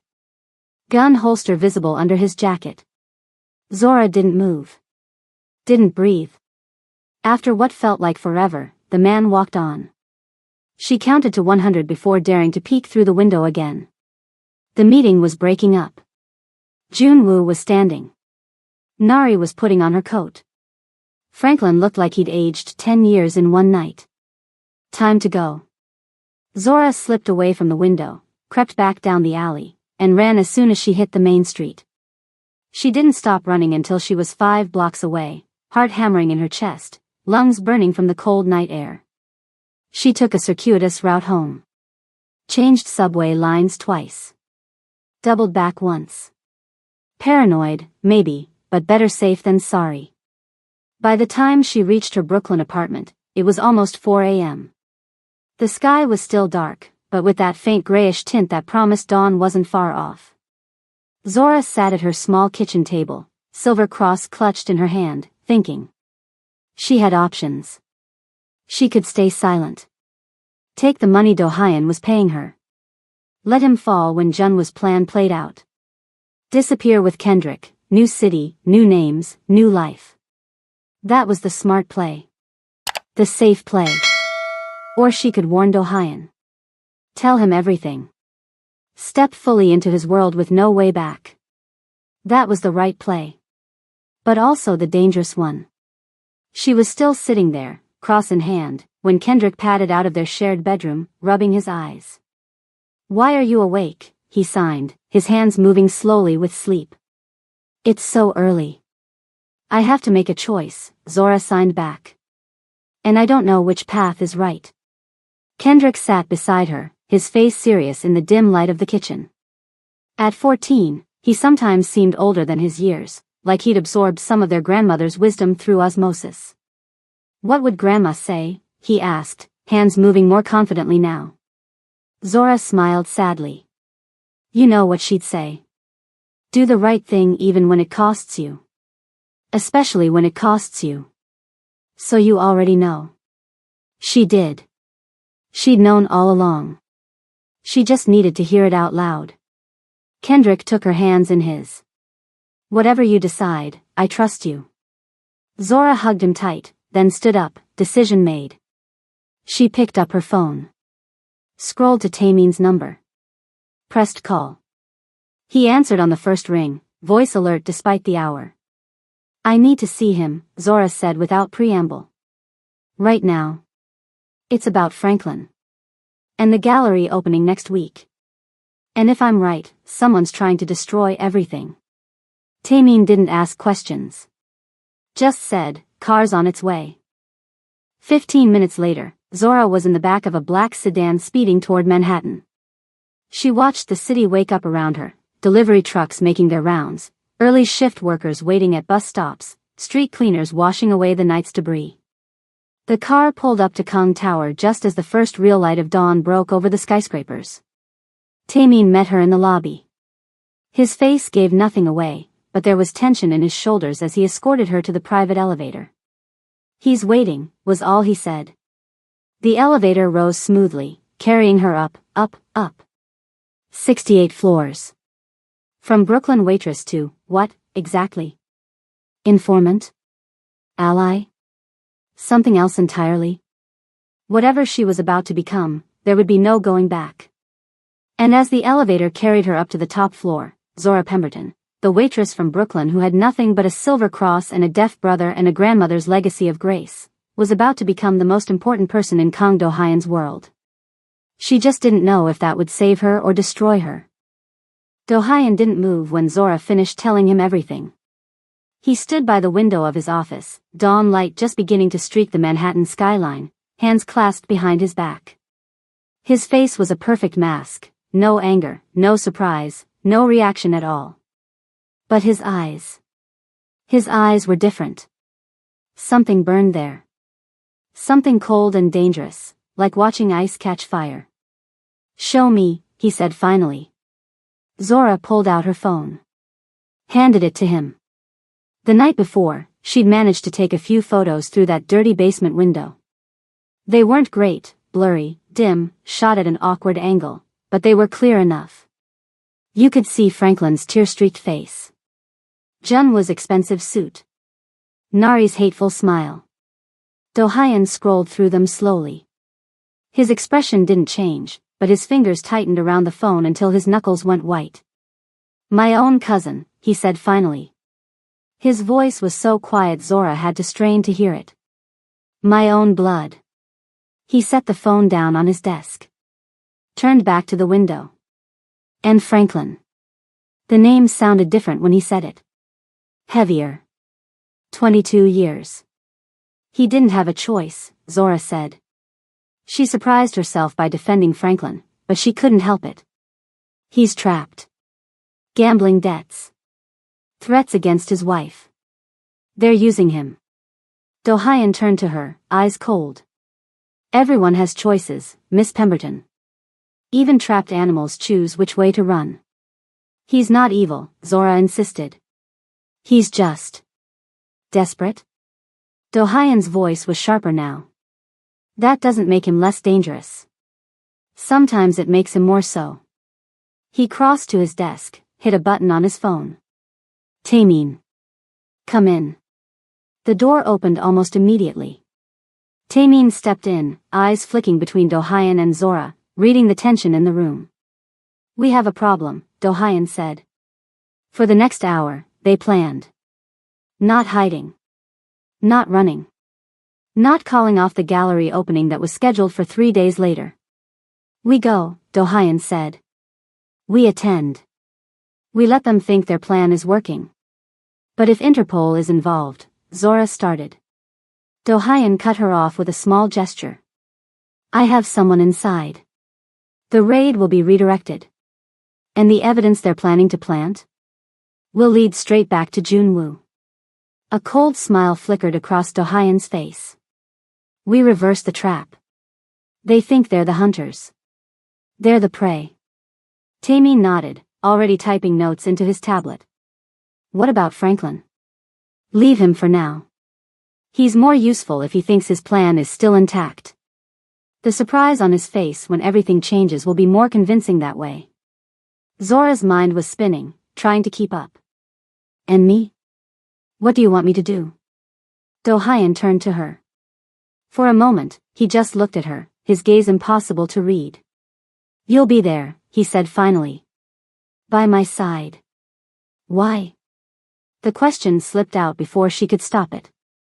Something shifted in Do-hyen's eyes. Something almost human.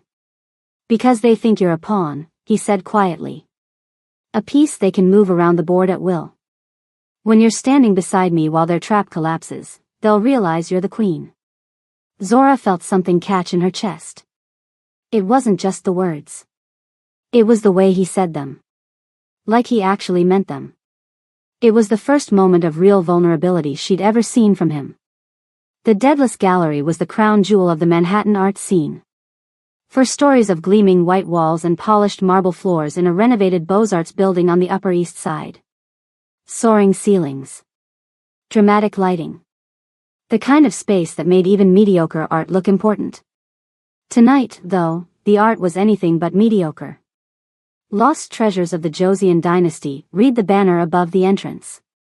Inside, priceless Korean artifacts from the 14th to 19th centuries filled the display cases. Porcelain vases. Jade figurines. Delicate ink paintings on silk scrolls. Many of the pieces had never been displayed outside Korea before. And Kong Industries was the lead sponsor, which made Do-hyen the guest of honor. Zora stood in front of the mirror in a private dressing room at Kong Tower, barely recognizing herself. The dress Do-hyen had provided was midnight blue, simple but elegant. Understated enough that she didn't look like she was trying too hard, expensive enough that no one would question her presence. Her hair was swept up, her makeup subtle but flawless, done by a professional who'd shown up at her apartment that morning, sent by Taemin. Only one thing remained the same, the silver cross at her throat. When she'd hesitated, wondering if it was too plain for such a fancy event, Do-hyen had simply said, "Keep it. It's who you are." Now she touched it gently, drawing strength from the worn metal, from the generations of strong women who had worn it before her. Ready? Taemin asked from the doorway. Zora took a deep breath. Ready. By 8 p.m., the gallery was packed with New York's elite. Museum directors in bespoke suits. Socialites dripping with jewels.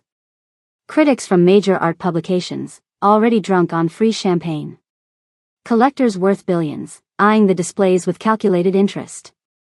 And in the center of it all, Kang Do-hyen moved through the crowd like a shark through water, smooth, powerful, feared. Zora stayed beside him, exactly as planned.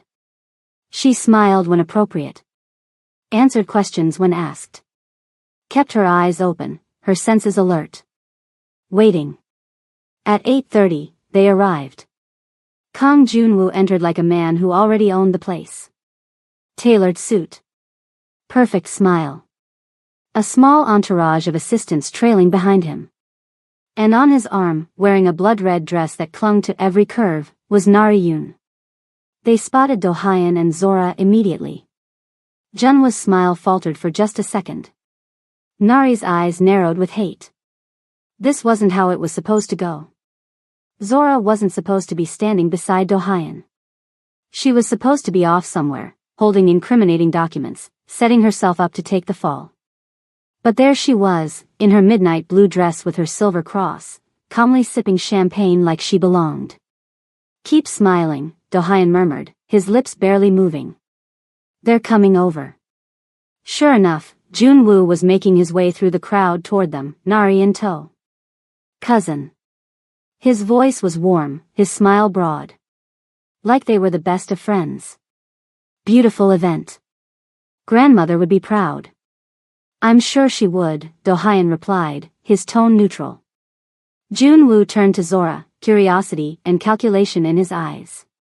And who is this lovely lady? I don't believe we've met. This is Zora Pemberton, Do-hyun said. My cultural liaison. Cultural liaison? Jun-woo repeated, his smile never slipping. That's unexpected. She sees things clearly, Do-hyun said. More clearly than family sometimes. The smile remained on Jun-woo's face, but his eyes hardened. He understood the message.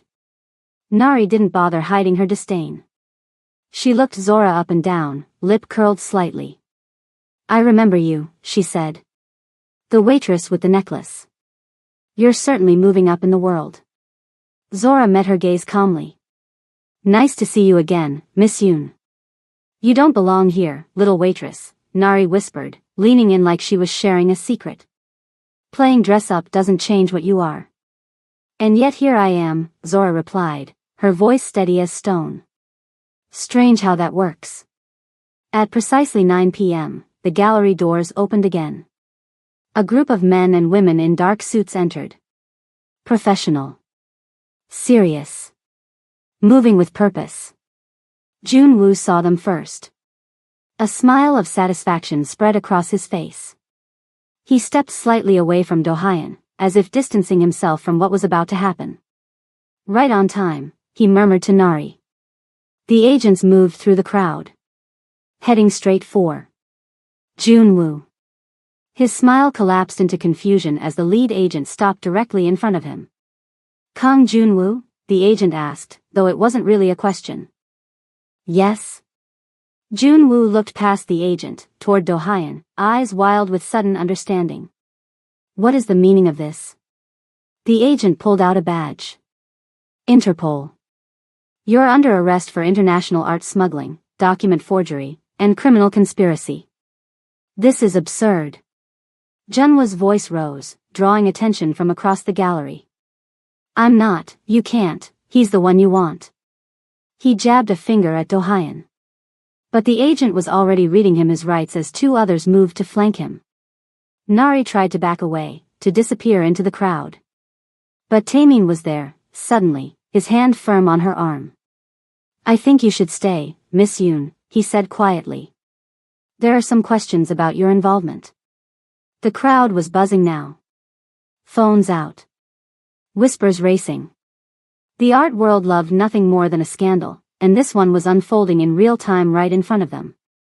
Evidence materialized, documents, communications, shipping records. All pointing to an elaborate smuggling operation run by Jun-woo. Not Do-hyun. All the evidence they had planned to use against Do-hyun, now flipped and pointing back at them. This is a setup. Jun-woo shouted as the agents led him toward the door. My cousin is framing me. This isn't real. But his protests fell on deaf ears. The evidence was too solid. Too convincing. Just like he had planned for Do-hyun. In the chaos, Zora spotted Franklin. He stood against the wall, watching everything unfold with wide eyes. Relief and shame battled on his face. She made her way over to him. I'm sorry, child, he whispered when she reached him. I never wanted. I know. Zora touched his arm gently. Do-hyun paid off your debt. All of it. Your wife's retirement is safe. Franklin's eyes filled with tears. Why would he do that? Because I asked him to. Zora squeezed his arm. But you have to leave the city, Franklin. Tonight. Start fresh somewhere else. He nodded, tears streaming down his face now. Your grandmother would be so proud of you. I know she would, Zora said softly. That's why I couldn't let you fall. The gallery cleared quickly after the arrests. No one wanted to stick around for the aftermath, except for the reporters who hovered outside like vultures, waiting for statements. Do-hyun handled it all with his usual cool efficiency. Just the right amount of shock about his cousin's betrayal. Just the right amount of cooperation with the authorities. Through it all, Zora stayed beside him. The queen on the chessboard. The waitress who changed everything. As the police escorted Junwoo past them toward the waiting cars, Nari, still firmly in Taemin's grip, twisted around to spit one final curse. "This isn't over, little waitress." But Zora didn't flinch. She'd taken worse blows. And she was still standing. 1 week after the gallery showdown, life had shifted again. The headlines were everywhere. Kang Junwoo arrested in international art smuggling scandal. The business pages couldn't get enough of it. A respected art dealer, heir to one of Korea's oldest family businesses, caught red-handed trying to smuggle priceless artifacts. And Do-hyun? His name was barely mentioned, except as the wronged cousin who'd helped authorities uncover the scheme. His reputation wasn't just intact, it was stronger than ever. The legitimate side of Kang Industries saw stock prices climbing as investors gained confidence. The shadowy side, well, that ran smoother too, though nobody talked about that part. Zora watched it all unfold from a strange new position. Not quite an outsider anymore, but not fully on the inside either. Somewhere in between, with one foot in each world. She still worked at Hamel 2 nights a week, for appearances, Do-hyun had said, though she suspected he knew she wasn't ready to leave that part of her life behind completely. But now everyone treated her differently. The servers bowed their heads slightly when she passed. The kitchen staff saved the best food for her breaks. Even the customers seemed to sense that something had changed, though they couldn't quite put their finger on what. The girl with the silver cross wasn't just a waitress anymore. She was something else. Something more. Nari Yoon was gone.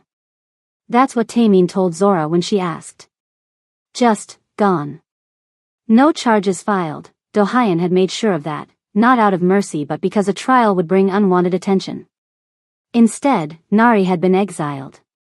Not just from New York, but from any city where Do-hyun had connections, which was most of them.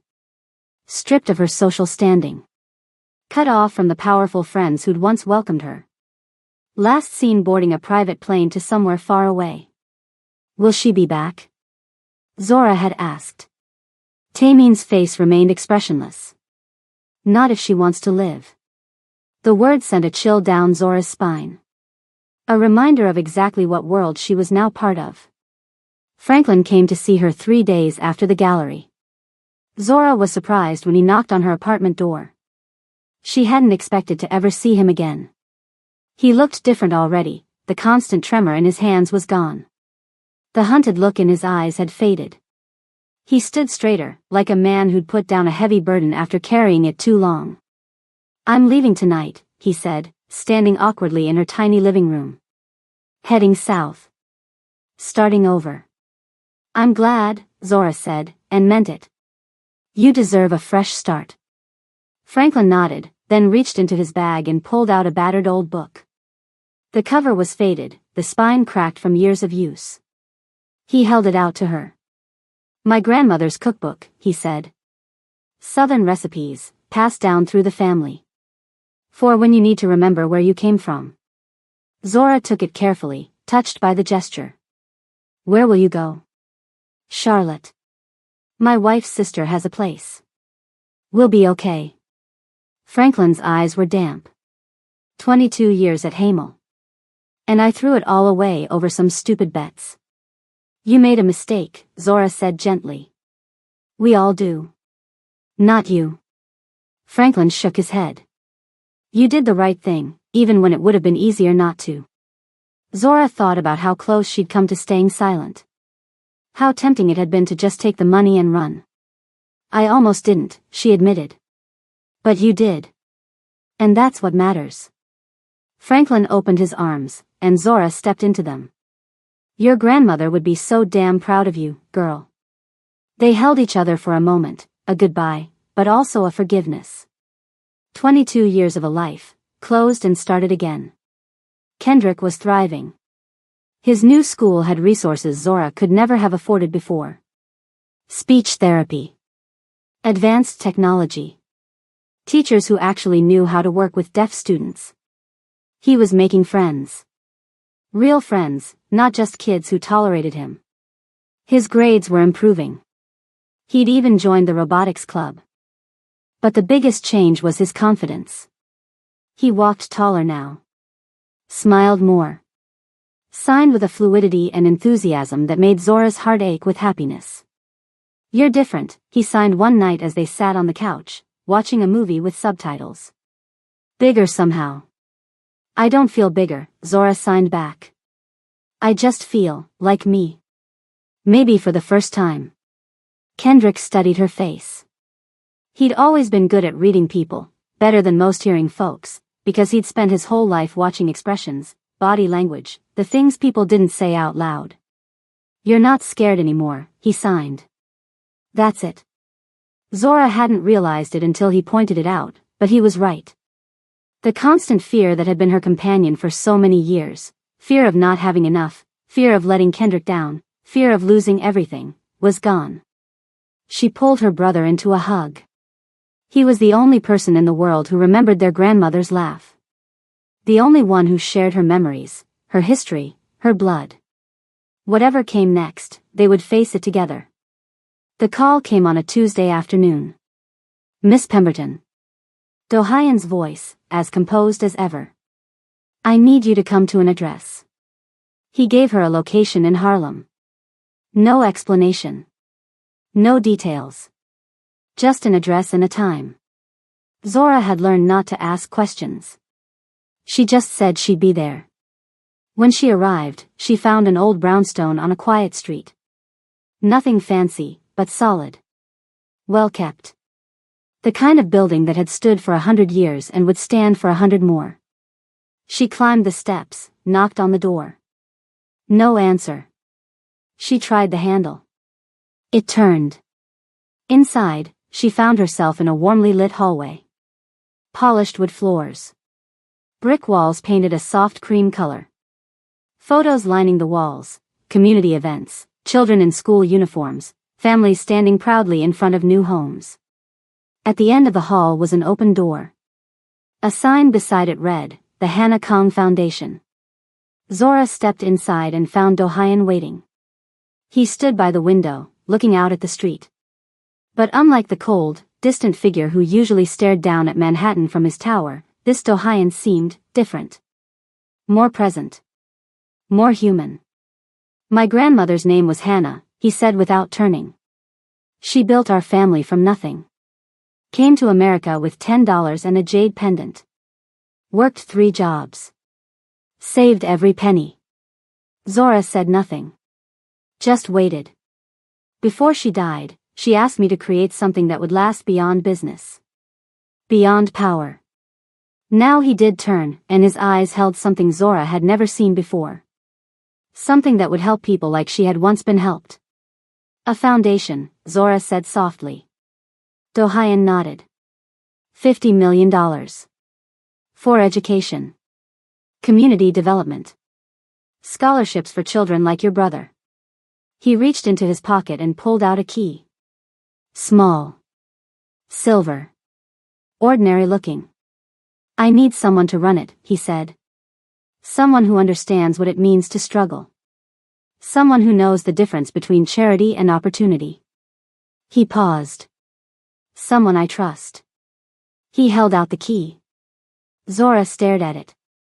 Such a small thing to represent something so enormous. Why me? She asked, her voice barely above a whisper. Because 3 weeks ago, you could have stayed silent, Do-hyun said. You could have taken the money and disappeared. Instead, you risked everything to warn me. His eyes held hers. That tells me who you are. Slowly, Zora reached out and took the key. It felt heavier than it looked. And if I take this, she said, what are we? What is this thing between us? For once, the ghost seemed almost uncertain. A flicker of vulnerability crossed his face. I don't know yet, he admitted. I've never trusted anyone this quickly. It's unfamiliar. For me too. They stood in the quiet office, afternoon light streaming through old windows. 2 people from completely different worlds. A waitress from Brooklyn with a silver cross and a legacy of dignity. A businessman from Korea with a jade pendant and an empire of shadows. United by betrayal, trust, and something neither was ready to name. The moment stretched between them, fragile and new. Then the front door banged open, shattering the silence. Zora. Kendrick's voice, too loud, the way deaf people sometimes speak when excited. He burst into the office, Taemin following behind with an apologetic look. Kendrick stopped short when he saw Do-hyun. Straightened up. Tried to look proper. Then he saw the office. The photos. The foundation sign. His eyes went wide. Is this real? He signed, hands flying with excitement. Zora smiled, her own hands moving in response. I think so. I think this is where we're supposed to be. Kendrick turned to Do-hyun. Studied him carefully, the way he always evaluated new people. Then his hands moved, deliberately slow so Zora could translate if needed. Thank you. Do-hyun looked at Zora. What did he say? He said thank you. Something shifted in Do-hyun's face. A softening. A crack in the armor he'd worn for so long. Tell him he's welcome, he said quietly. Tell him, he paused, and for the first time, his voice caught slightly, tell him I also know what it's like to be saved by a grandmother. And that's the story. A waitress who got slapped for spilling wine. A mafia boss who set down his glass for the first time in 8 years. A woman who prayed for herself instead of crying. And a world that changed because one person refused to break. Now look, if this story did something for you, if you felt something, if you're sitting there with that feeling in your chest, this is the moment. I put real time into these stories. Real heart. And all I'm asking is that if you're watching this and you haven't subscribed, just tap that button. It takes 1 second. But it means the world. Smash that subscribe button and let me know in the comments where you're watching from. Tell me if you saw yourself in Zora. Tell me what your grandmother taught you. Tell me whatever's on your heart. I'll see you in the next story.